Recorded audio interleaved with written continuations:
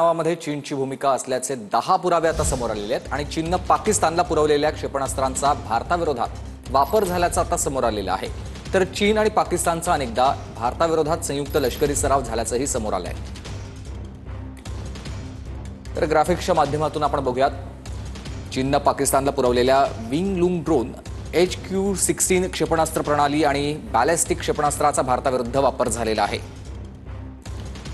CPSC प्रकल्पाच्या नावाखाली चीनकडून PO मध्ये PLA युनिट्स आणि सुरक्षा कंपन्या तैनात करण्यात आल्या होत्या आणि चीननं अनेक वेळा जैश-ए-मोहम्मद आणि लष्कर-ए सारख्या संघटनांच्या दहशतवाद्यांना संयुक्त राष्ट्रांमध्ये जागतिक दहशतवादी घोषित होण्यापासून रोखलेलं आहे।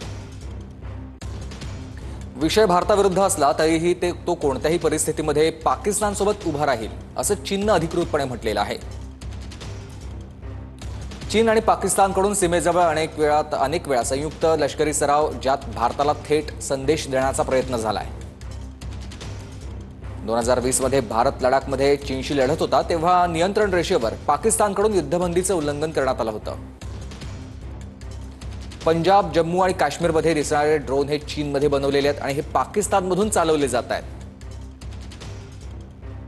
चीननं भारताच्या कलम 370 हटवण्याच्या निर्णयाला विरोध केलेला होता आणि पाकिस्तानसोबत संयुक्त राष्ट्रांमध्ये मुद्दा उपस्थित करण्याचा प्रयत्न केलेला होता। चीन आणि पाकिस्तानच्या संगनमतानं भारतावर विशेषतः संरक्षण, रेल्वे आणि पॉवर ग्रीडवर सायबर हल्ले करण्यात आलेले होते। भारत-पाक तणावावर भूमिका चीनविरोधात 10 पुरावे समोर आलेत आणि जेव्हा भारतानं दहशतवादाच्या मुद्द्यावर पाकिस्तानला घेरलं तेव्हा चीननं संयुक्त राष्ट्र, SCO आणि ब्रिक्स सारख्या व्यासपीठांवर पाकिस्तानची प्रतिमा वाढवण्याचा आणि वाचवण्याचा प्रयत्न केलेला होता।